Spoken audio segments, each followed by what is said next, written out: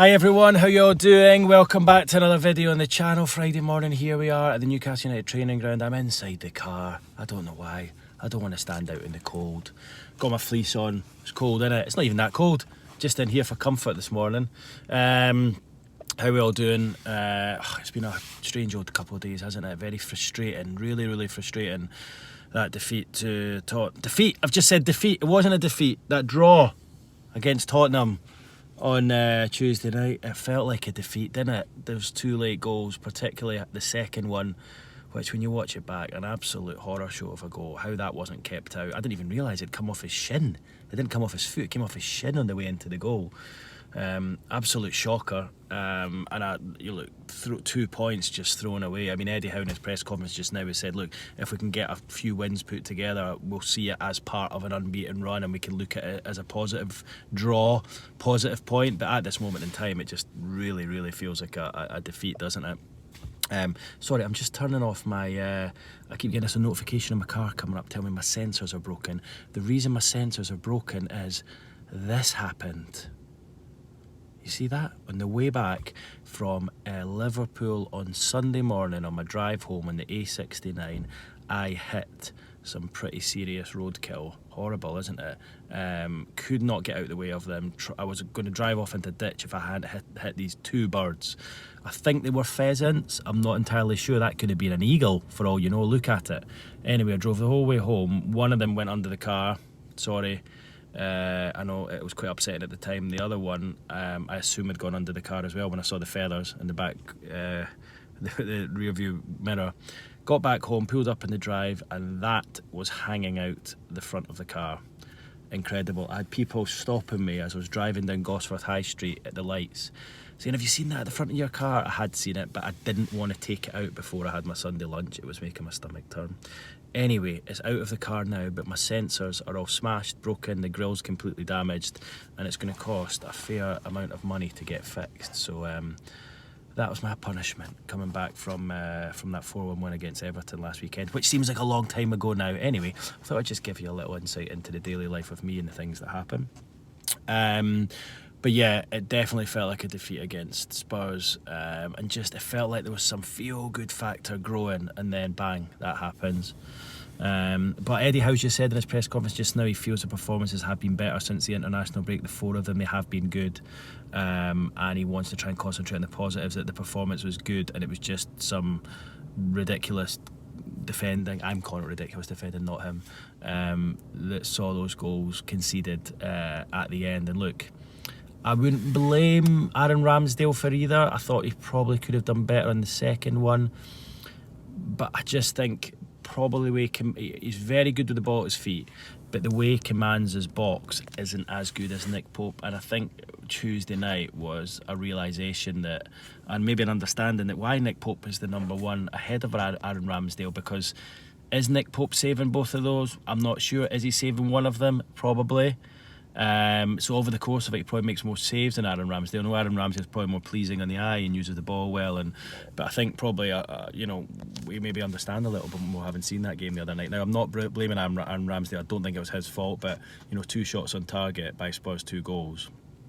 I don't think that happens if it's Nick Pope. I really don't, and that's nothing against Ramsdale's ability, but it's more backing Nick Pope's ability, I have to say. Anyway, as you can see from the title of my video, this one's about Yoane WISS. I'm going to keep it short and sweet today, but WISS are training again today. Eddie said he played in a second 11-a-side match on Wednesday, closed doors here at training ground. Came through that, played about 45 minutes. And all going well today at training, he's set to be in the squad for the very first time against Burnley tomorrow. So Eddie says they'll make a decision after training, but it sounds as though if everything goes well, he'll be in the squad. Will he get off the bench? I'm not too sure. I spoke to one person close to WISS who feels that there's a chance he will get a run out, whether it's 10-15 minutes at the end of the game. Will he get chucked on if the game's close, if it's even, if it's 1 each, whatever, 2 each, 0-0? I don't think so. I think if Newcastle are 3-0 up, 4-0 up, I think yes, absolutely he'll get a run out. It might be one that he's just involved in the squad and just giving him a taste of the action. But yeah, finally we've got there after what? So what's today? Today's what, the 5th of December. He injured himself the 9th of September, so October, November, so that's 3 months, 12 weeks. What did I say at the outset? I said 10 to 12 weeks. Here we are, 12 weeks almost to the day, and finally Yoane WISS are back and able to be involved in a squad. Look, it'll just be such a welcome boost, wouldn't it? Just in terms, I always feel that for the players who are playing and starting the game, if they look at the bench and the bench is strong, it gives them a lift that they know they can go put 100% into it. They don't need to hold anything back because the bench is weak. If they know the bench is strong, they know there's good replacements there, they know there's guys who can come in and take their place, they empty themselves on the pitch. And I've always felt that even when I was like managing teams myself at a much lower level, let me tell you, I always felt that as a manager, when I had a good bench there, I felt I brought the best out of the players in the starting 11. So I think that'll be great to have him back. The bench has looked strong in the last few weeks, and it's good to see just a few injuries. Botman is missing again tomorrow. Eddie says he's had an injection in his back, and it takes about a week for that to settle, so he won't be involved. He says Trippier and Kraft are still not involved, likely to be weeks away. No set time scale for their return. And the worry, of course, was over Sandro Tonali, who came off at half-time on Tuesday night against Spurs. He had a real bang to his leg. They thought it might have been a dead leg. He's had a scan this week, and he should be fine if he comes through training today. It's not as bad as they thought it was, so that's obviously good news. So touch wood, things have been a bit better on the injury front. Yoane WISS aside, I think if you get him back in, it just makes the attack look a lot stronger, more options. He can play in a multitude of positions. He's always got a smile on his face. I'll look back at his goals that he scored for Brentford recently. Someone had put a montage together over on Twitter, on X should I say, and forget how good some of his goals are. Some terrific finishes there, and it's a guy who knows his way around the Premier League. So let's hope that knee injury isn't too bad and he's not been set back from it. You know, we don't want an Alexander Isak situation where he doesn't look the same player. That's the last thing we need. We need WISS back firing the WISS that we saw. And look, as I said in my video last week, I think they did really well in terms of numbers.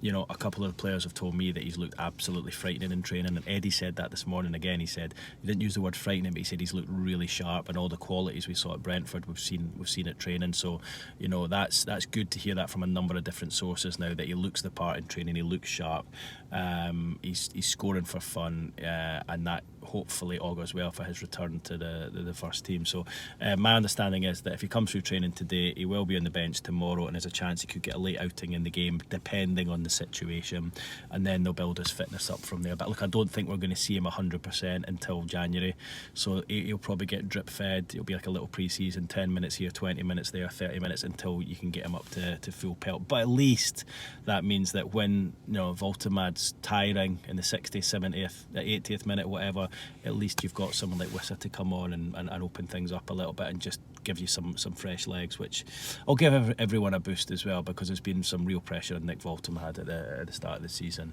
So that was my main takeaway from today. There was plenty on David Hopkinson's comments during the week and where it leaves Newcastle. Eddie couldn't say too much on it, but we were chatting about it.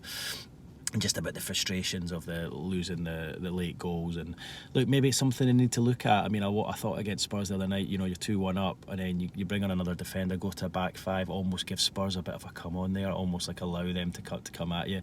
Perhaps that's something that Newcastle need to look at, and rather than sitting back and trying to squeeze the game and trying to see out the 3 points, maybe just keep going for it, just keep attacking. And we saw Man United trying to do that against West Ham last night and came unstuck. So that's something that maybe Eddie's looking at, rather than reverting to the back five. It's a couple of times it's happened now when you've gone five at the back, I think against Arsenal as well, and you've conceded a late goal, because it just gives the opposition team the momentum. So that's maybe something that needs to be changed or looked at, because it feels like the days of scoring 3-4, other than the Everton last weekend, are gone. That's why it was so refreshing to see that performance against Everton and the goals scored in that fashion, because it kind of harked back to 2 years ago when we were seeing that kind of thing every week. We've not seen it for a long time now, and I kind of thought, oh, here we go, we're back to this again.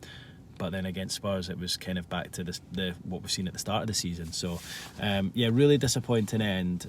It'd be good if that could just be seen as a a blot in the copybook, and you're back to playing well again. Because other than that, I thought it was a decent performance. You were definitely better than Spurs the first half, really much better the second half, had other chances. But look, I think we need to accept the team are not going to be as fresh. They're not going to be as firing and as sharp, and with the amount of games in the schedule, it's going to be really, really difficult to do that. You know, it's not going to be like last season. You're probably going to have to find different ways to win games, and I think that is why Eddie is trying to get the lead and then going 5 at the back. Can you keep doing that though? I think the more it happens and the more you guys get frustrated about it, the less likelihood that is of continuing. So let's see what tomorrow brings. I think it'll be a home win. I think there'll be a lot of frustration after the draw or defeat, like I called it earlier, against Spurs during the week, and I think the players will come out all guns blazing. It's a big week, isn't it? You need 3 points tomorrow, then of course you then go to Leverkusen, and then it's a big one that I've not mentioned next weekend. I'm trying to park it for now, but yeah, that's the big one, and the one everyone's talking about, but I'm sure we'll talk about that a lot next week. So that's it from me, guys. Update on WISS for you there. Hoping to see him back and involved tomorrow. And yeah, here we go again. It's relentless. Okay guys, thanks very much for watching. Leave your comments below and I'll see you in the next video. Cheers.